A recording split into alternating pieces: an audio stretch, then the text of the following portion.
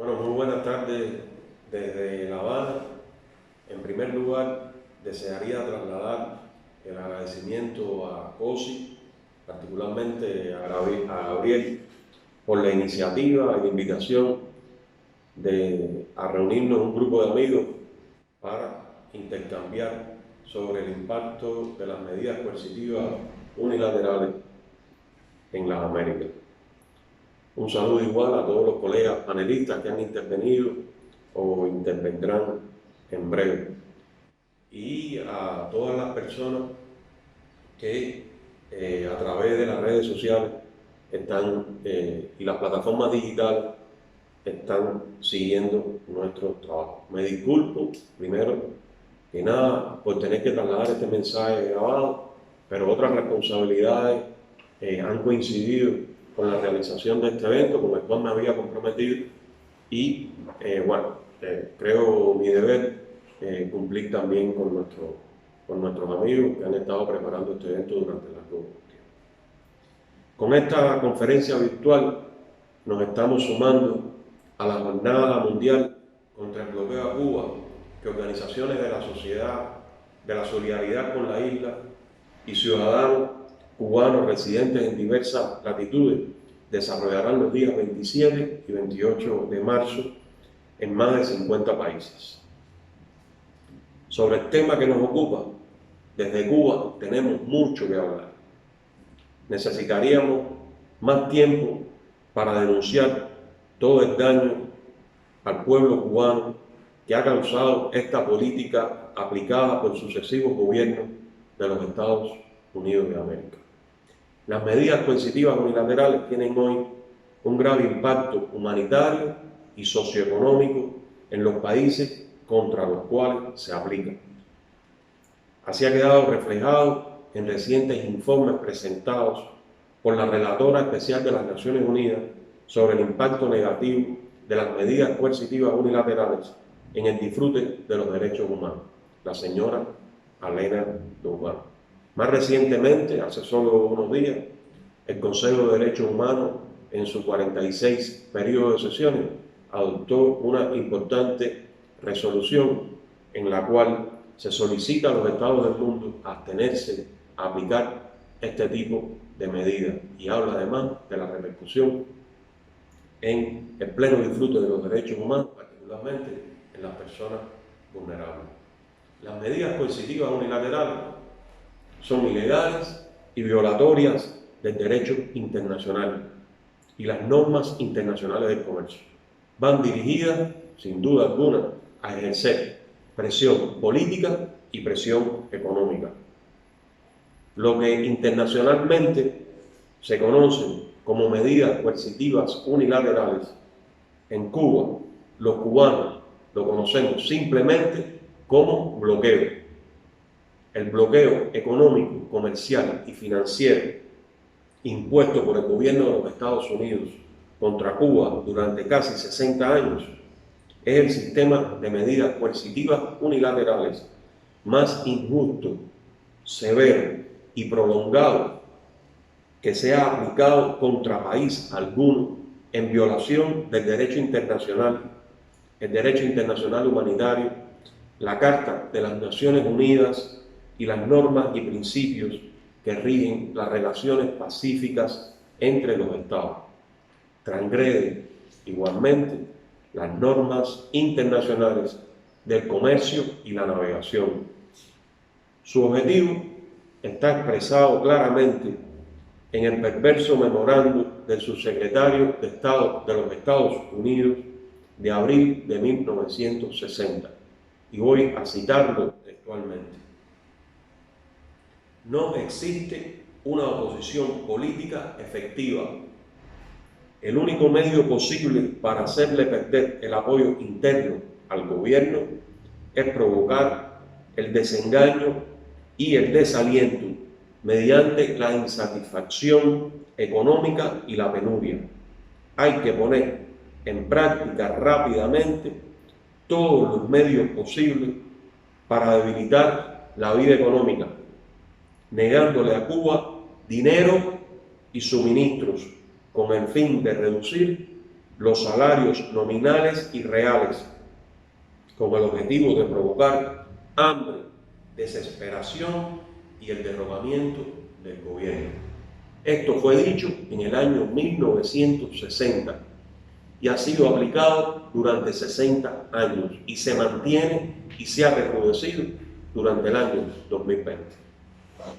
La ilegal ley Helm-Burton, adoptada en marzo de 1996, guía la conducta agresiva del gobierno de los Estados Unidos contra Cuba y es ejemplo claro de sus pretensiones injerencistas y colonialistas y de su ambición descarnada de violar el derecho a la libre determinación y la independencia de la nación cubana.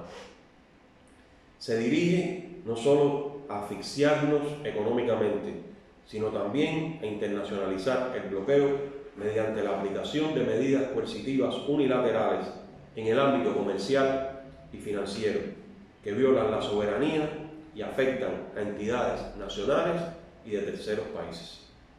En todos estos años, el bloqueo ha constituido un impedimento esencial a las aspiraciones de bienestar y prosperidad de 6 generaciones de cubanos. Afecta la vida cotidiana de cada familia cubana, repercute sobre cada factor de nuestra economía y sobre cada proyecto de desarrollo social. En un ámbito tan sensible como el de la salud, por ejemplo, el bloqueo nos niega el acceso a tecnologías médicas de procedencia estadounidense o con más del 10% de componentes de ese origen. Cuba no puede acceder a fármacos o tratamientos médicos más avanzados para combatir enfermedades como el cáncer o las afecciones cardiovasculares que se encuentran entre las principales causas de muerte en nuestro país. El bloqueo atenta contra el derecho elemental a la vida y el derecho a la salud de todo un pueblo. El recrudecimiento del bloqueo en el contexto de la pandemia de COVID-19 refuerza su carácter criminal y genocida, ignorando incluso los llamados del secretario general de la ONU, la alta comisionada de los derechos humanos u otros líderes internacionales dirigidos a eliminar o flexibilizar las medidas coercitivas unilaterales contra diversos países. El bloqueo ha obstaculizado la obtención de nuevas tecnologías, materias primas para la producción de medicamentos, equipamiento indispensable y otros insumos necesarios para la atención a nuestra población. Y sabemos que la disponibilidad de cualquier recurso médico puede marcar la diferencia entre la vida y la muerte para cualquier persona enferma. Más recientemente, y es conocido que ya en Cuba se trabaja con 5 candidatos vacunales para enfrentar la pandemia de COVID-19.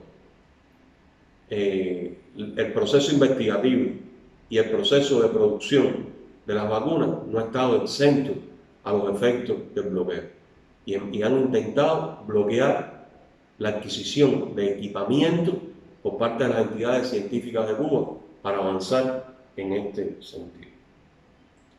El bloqueo entorpece la recepción de donativos humanitarios dirigidos al pueblo cubano y la cooperación entre entidades gubernamentales, entidades de la sociedad civil cubana y sus pares alrededor del mundo. Todo ello no ha impedido los resultados conocidos del sistema de salud cubano, por ser un sistema de calidad, de carácter universal y gratuito, que sobre todo prioriza al ser humano. Tampoco ha logrado que Cuba renuncie a su vocación solidaria y humanista y contribuya modestamente con los escasos recursos que disponemos al enfrentamiento a la pandemia, con el envío de más de 56 brigadas médicas en 40 países y territorios. A estos esfuerzos se suman además más de 28.000 profesionales de la salud cubanos que ya brindan o brindaban sus servicios en 59 naciones, quienes también están combatiendo a la COVID-19 en sus puestos. En estos últimos 4 años, y me refiero al mandato de Donald Trump, se han producido un incremento progresivo y sistemático de la agresividad de la política estadounidense contra nuestro pueblo y contra todos los estados soberanos que mantienen o intenten establecer relaciones económicas, comerciales y financieras con Cuba. Las más de 240 medidas aplicadas durante este gobierno, con más de 50 de ellas adoptadas solamente en el año 2020, ilustran el particular ensañamiento del bloqueo contra el pueblo y gobierno de mi país. En este lapso se han introducido medidas extraordinarias y no convencionales de acoso e intimidación a las empresas que suministran o transportan combustible a Cuba, con el propósito de privarnos de ese recurso vital. Acción sin precedentes desde finales de la década de 1960. Las medidas coercitivas atacan directamente a la familia cubana, impide la llegada de remesas a Cuba a través de compañías estadounidenses con licencias generales e incluso impiden la llegada de remesas a Cuba desde cualquier lugar del mundo.